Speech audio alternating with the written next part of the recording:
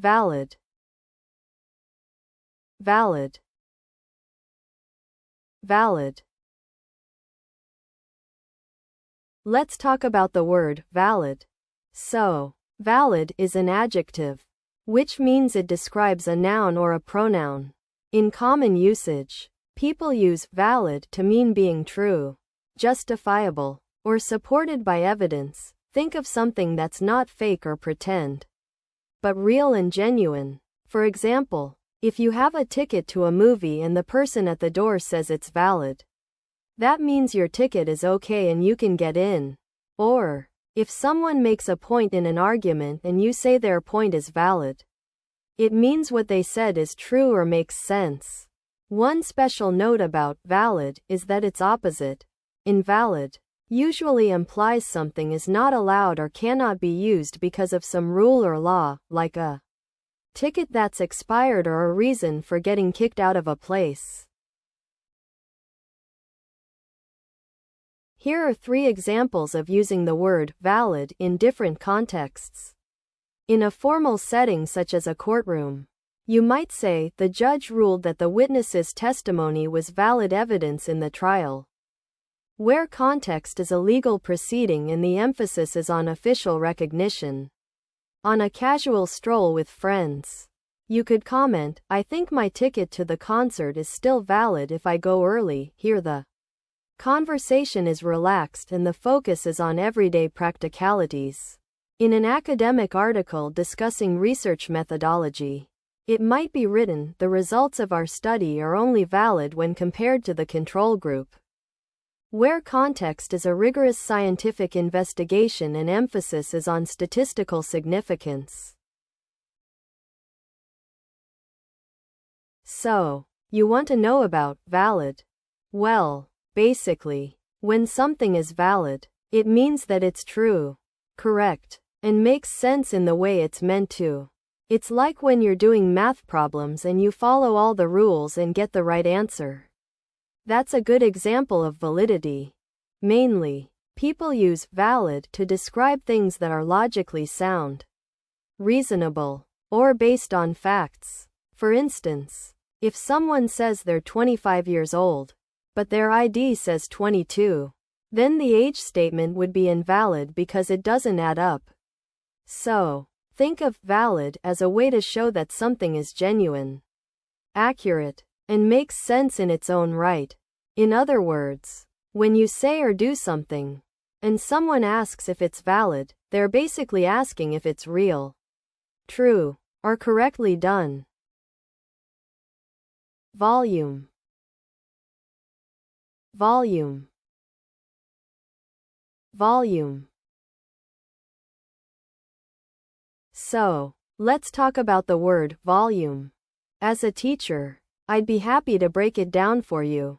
The part of speech for volume is primarily a noun, which means it refers to a thing, quality, or idea. In common usage, people use volume to describe the loudness or amount of sound.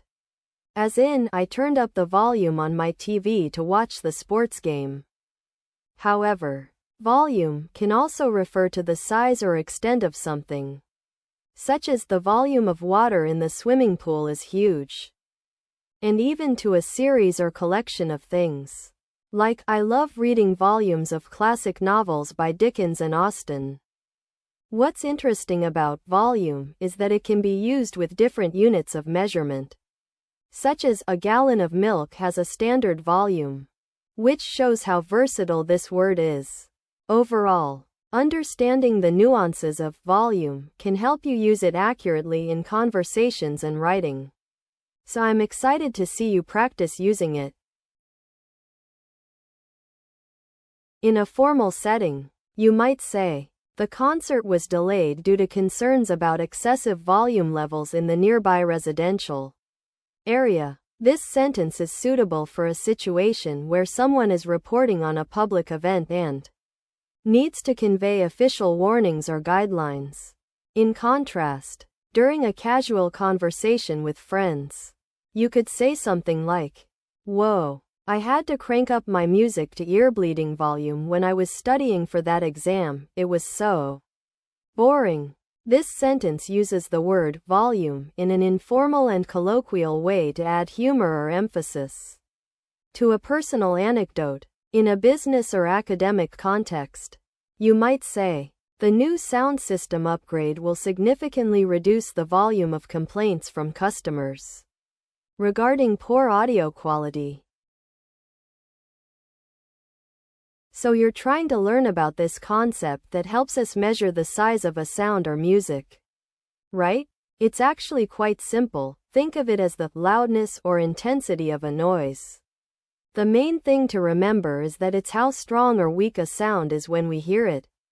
For example, if you're watching a movie and someone whispers something, it might be quiet, but if they suddenly shout, it gets really loud. That's because the loudness has increased. Similar concepts are things like decibels, which measure the exact amount of noise, or intensity in general. But when people talk about this particular thing, they usually just mean how loud or quiet something is. Access. Access. Access. So, let's talk about the word access. As an English teacher, I'd like to break it down for you. The part of speech for access is actually a bit tricky because it can be both a noun and a verb, depending on how it's used. When we use access as a noun, it typically means having the ability or right to get into or see something, such as having access to a library or accessing your phone settings. On the other hand, when we use access as a verb, it means to gain entry or permission to enter or see something. Like in the phrase, she accesses her online banking account. Common usage of this word includes talking about technology, security, and social relationships, where having access to something can be really important. One special note is that when we use access as a verb, it's often used with a preposition like to, whereas when it's a noun, we usually talk about accessing or having access without the preposition.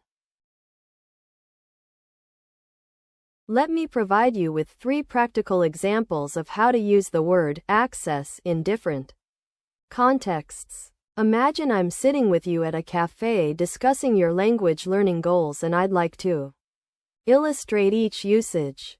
In a formal context, such as a university setting, you might say, due to the recent upgrade, students will now have access to advanced research facilities, enabling them to conduct more comprehensive studies. This example shows how access is used to convey a specific right or privilege granted to individuals.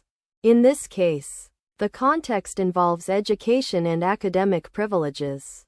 Now, in a casual conversation with a friend, you might use access like this. I'm so tired of getting stuck in traffic every day. I wish I had access to that new high-speed train line that's supposed to make commuting way easier. Here, access implies having the ability or means to benefit from something. The context is everyday life and transportation. Lastly, in a business setting, you might say, our company has secured access to a major client database, which will allow us to tailor our marketing strategies more effectively and increase sales. In this example, access refers to having permission or a connection that enables your organization to engage with something. The context is professional networking and marketing. So, you want to know about that thing that lets people get into online spaces and use their favorite websites? Well, think of it like having a special key that gets you through a virtual door. It's basically a way for devices like computers and phones to connect to a network or a service, so users can do things like log in to their social media accounts, play games, or watch videos. People often use this term when they're talking about getting into online communities, services, or websites that require some kind of permission or login information. Does that make sense?